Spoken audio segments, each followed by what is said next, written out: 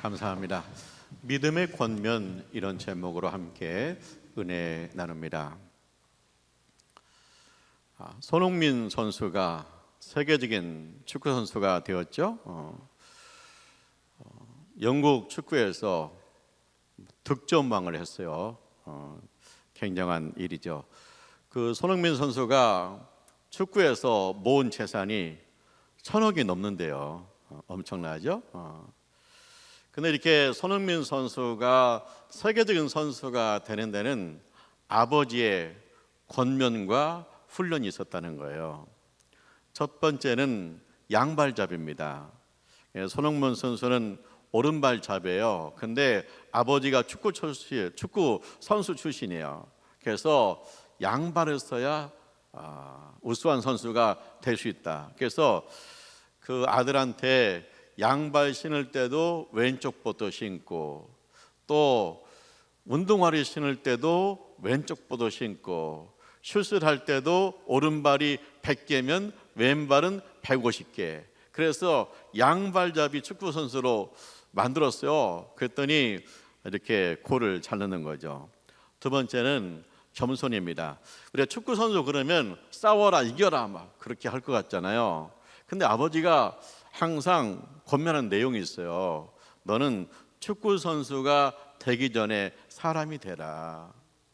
겸손해야 된다. 그래서 늘 겸손을 강조했어요. 그래서 이 손흥민 선수는 감독들이 좋아해요. 왜냐?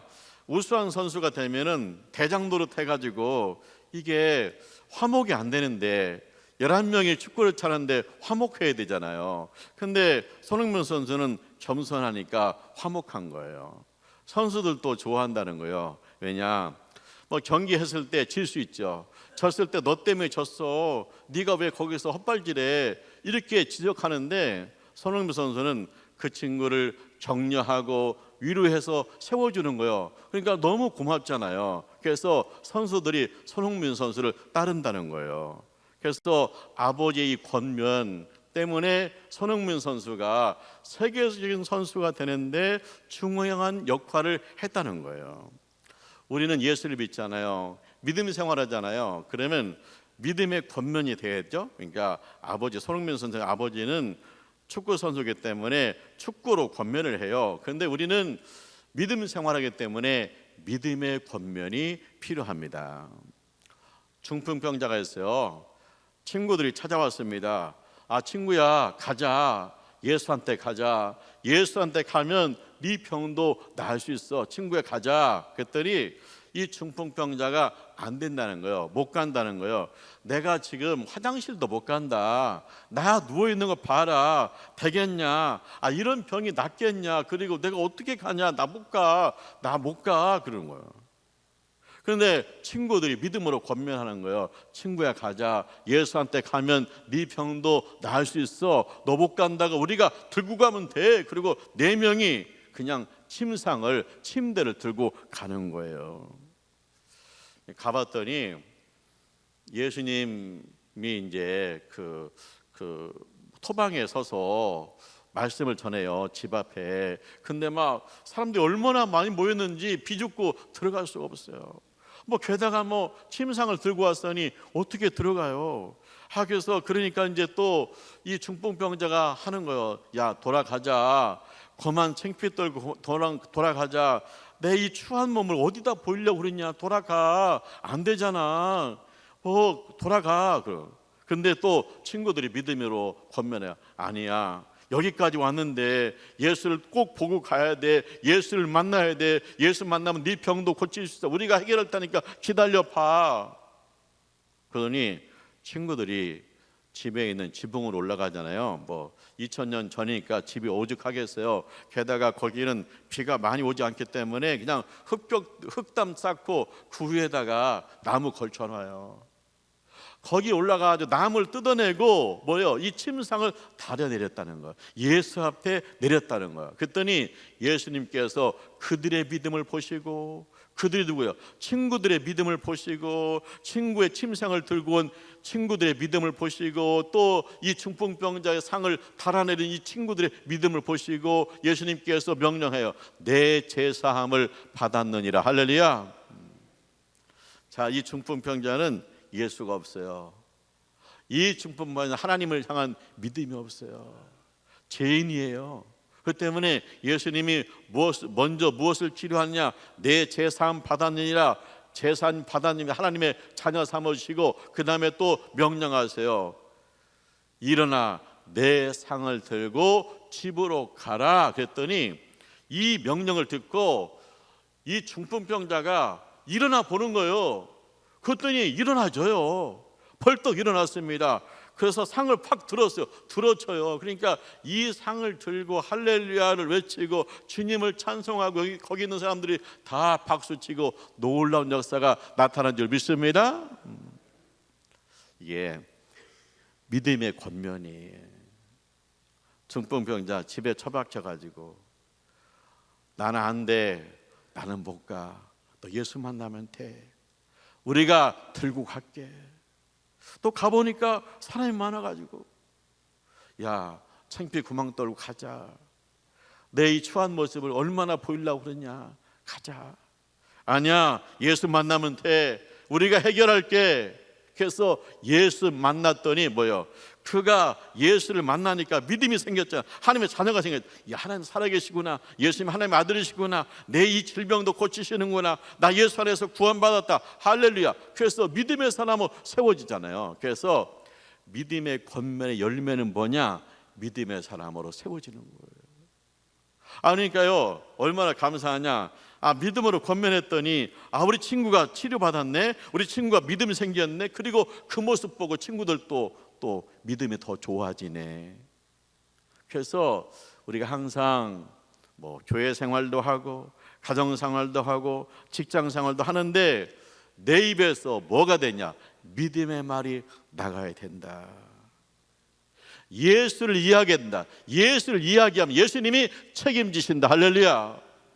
우리는요, 예수를 얘기 못해요. 왜? 창피해서 못할 수도 있고, 아마 이런 데서 막 후퇴해요. 예수 얘기를 하나 그런단 말이에요. 예수를 숨긴단 말이에요. 그런데 예수가 나가면 거기서 기적이 나타나는 거예요. 예수가 나가면 그 속에서 믿음 있는 사람이 나오는 거예요. 그래서 우리가 예수를 말해야 된다. 믿음으로 권면해야 된다. 거기에 주님의 역사가 나타날 줄 믿습니다. 제가 이 탈북자들 간증하는 거를 좋아해요. 왜냐면 거기에 막 믿음 역사가 있거든요. 그게 이제 김아라 집사님 간증이에요. 그분이 북한에 있을 때 두만강 그 근처에 살았대요. 중국이 가깝죠. 그러니까 이제 엄마가 얘기한 거예요. 내가 그 중국 가가지고 돈 벌어서 먹을 거 사올게. 한 일주일이면 되겠지, 그런 거예요. 그래서 이제 동생은 6살이고 집사님은 9살 때래요. 근데 일주일 지나도 안 와요. 한 달 지나도 안 와요. 그러니까 동생하고 이 집사님이 엄마 옷 붙들고 엄마 냄새 난다, 엄마 언제 온대, 그런 거요. 그리고 이제 2달 되고 3달 돼도 안 와요. 그러니까 저녁 때 되면 동생하고 둘이 동구 밖에 나가가지고 기다리는 거예요. 근데 저기서 엄마 같이 와. 그러면 엄마하고 막 뛰어가보니까 엄마가 아니야. 그러면 둘이 끌어안고 울었다는 거예요. 근데 1년이 돼도 안 오니까 이제 아버지가 어떻게 했느냐. 동생은 외갓집에 보내고 그 다음에 이 집사님은 부잣집에 보낸 거예요. 거기 가가지고 빨래하고 청소하고 그런 일을 하는 거야. 한 11살쯤 돼서. 근데 이제 그 집에서 염소가 없어졌대. 그러니까 그 주인 아줌마가 제가 들어가지고 우리 집에 좋은 일이 없어? 그러더니 무당을 찾아가서 물어봤대요. 그랬더니 그 무당이 뭐라고 했냐? 걔 재수 없는 애다. 걔 때문에 아버지도 엄마도 없잖아. 지금 어디 갔는지 모르잖아. 그 재수 없는 애를 왜 집에 들여? 그런 걸 무당이. 그래가지고 그 집에서 나왔어요. 근데 그 어린 것이 뭐냐? 나는 재수 없는 사람이구나. 엄마도 아빠도 없는 재수 없는 사람이구나. 근데 엄마가 중국에서 사람을 보냈어요.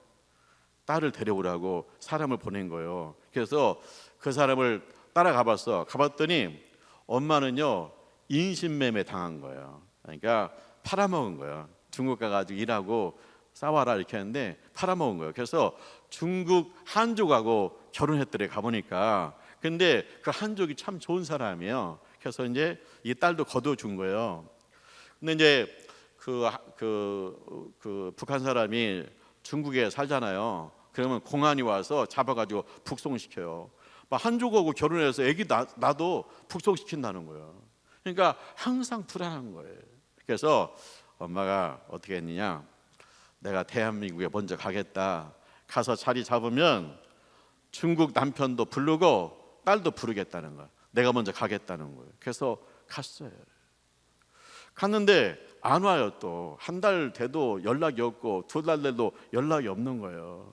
그래서 이제 이 집사님이 조선족 학교를 다니는데 코가 빠져가지고 다니는 거예요. 그러니까 매점 아줌마가 물어본 거예요. 너 왜 그러냐? 그랬더니 엄마가요, 대한민국 가는데 연락이 없어요. 그랬더니 그 아줌마 그래요. 너 대한민국이 왜 잘 사는 줄 아니? 몰라요. 그랬더니 대한민국은 하나님을 섬기기 때문에 잘 살아. 너 하나님 앞에 기도해. 하나님 앞에 기도해. 하나님 부르고 너 소원을 말해. 엄마하고 연락되게 해달라고 기도해. 그렇게 얘기해 주더래요. 믿음의 권면이죠. 그랬더니 이 친구가 그때부터 기도하는, 하나님 엄마한테 연락 오게 해주세요. 하나님 엄마가 다시 나를 버리지 않게 해주세요. 북한 땅에서 나 버렸는데 또 남한 가서 나를 버리면 안 되잖아요. 하나님 엄마가 보고 싶어요. 엄마가 다시 나를 버리지 않게 해주세요. 기도한 거예요.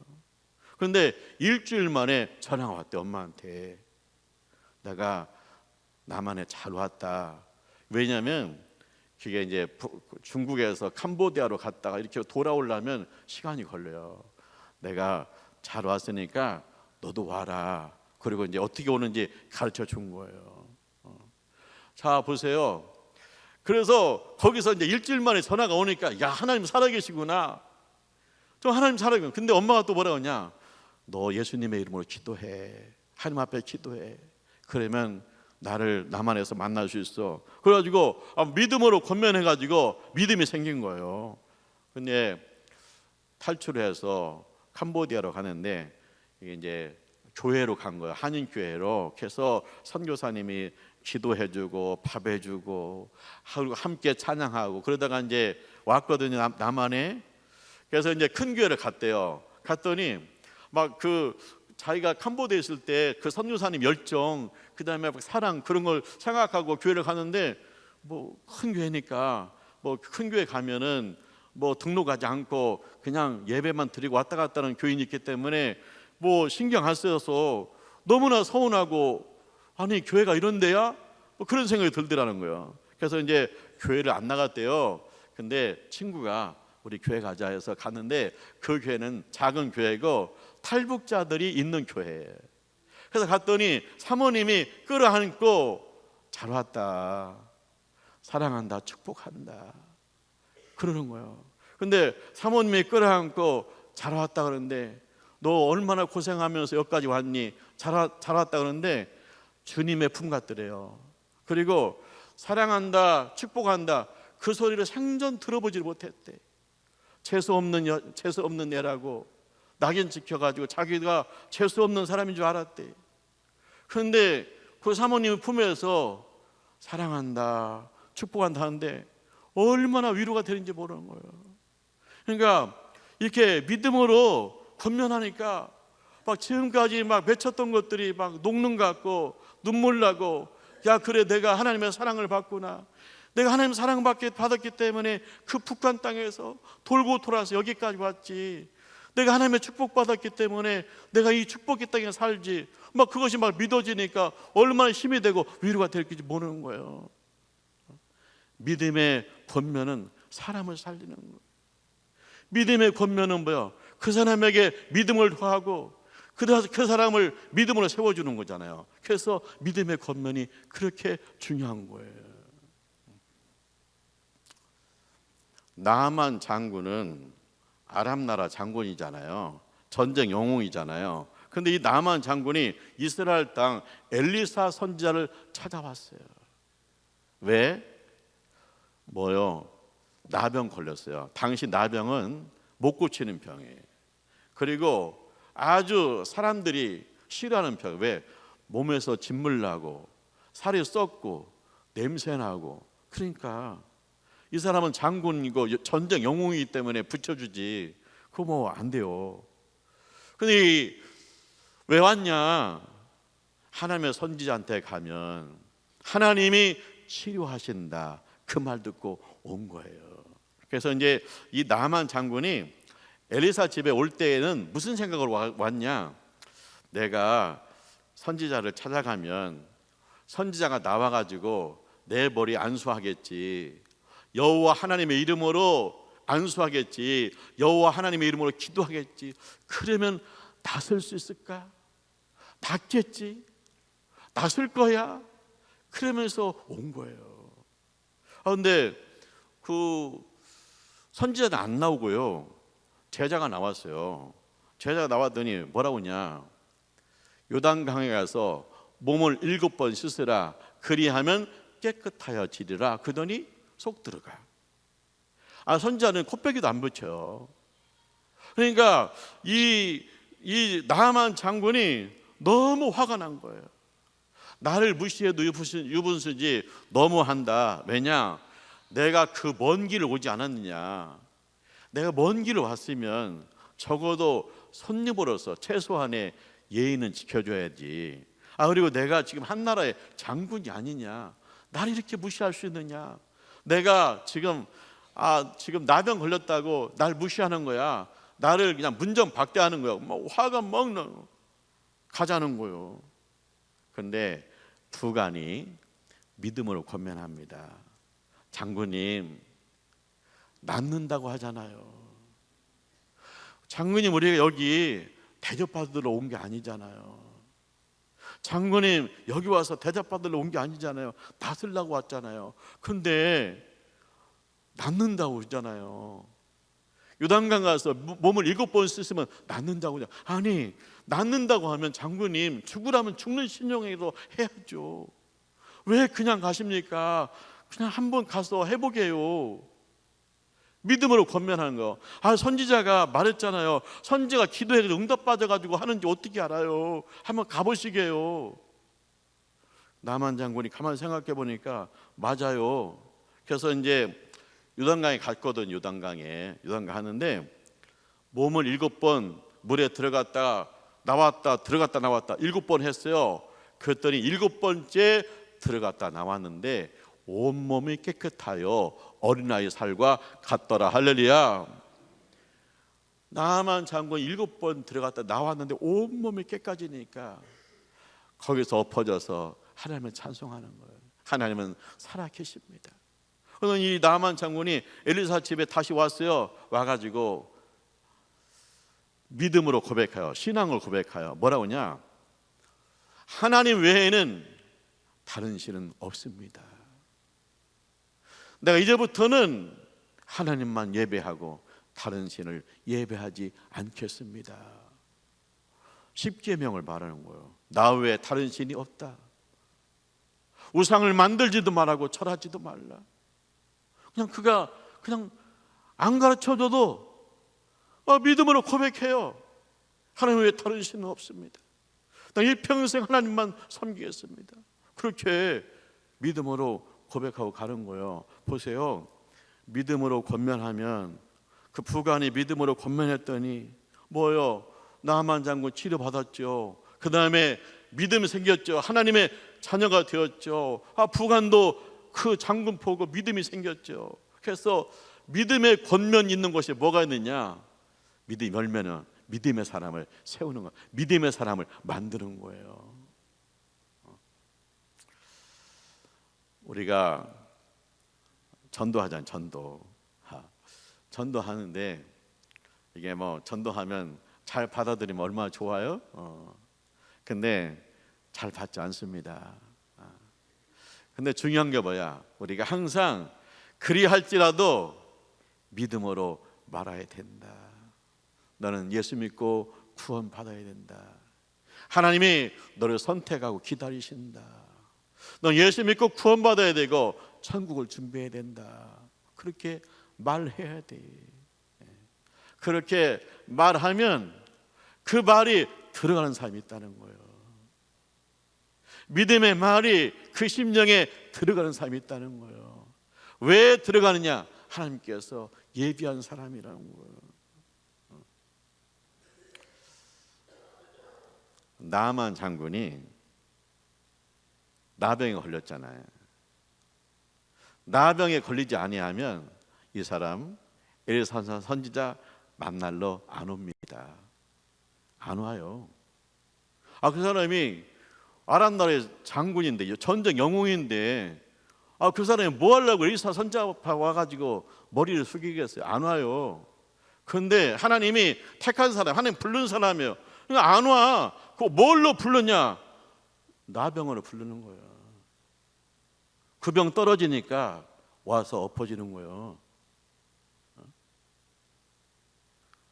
하나님이 부르는 사람은 포기하지 않아요. 우리가 믿음으로 말하면 하나님 부른 사람 걸리는 거예요. 그가 주께로 나오는 거예요.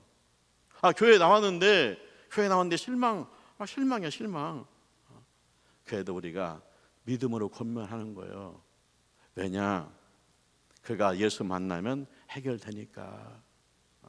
그래서 내가 이제 우리가 하루 살면 얼마나 말을 많이 합니까? 말 많이 해요. 근데 그 속에 믿음의 말이 있어야 된다. 그래야 사람을 살리고 그래야 나도 산다. 그래서 믿음의 말로 믿음의 열매 맺는 우리 교우들 되시기를 주님의 이름으로 축원합니다. 기도하죠. 하나님 아버지 감사합니다.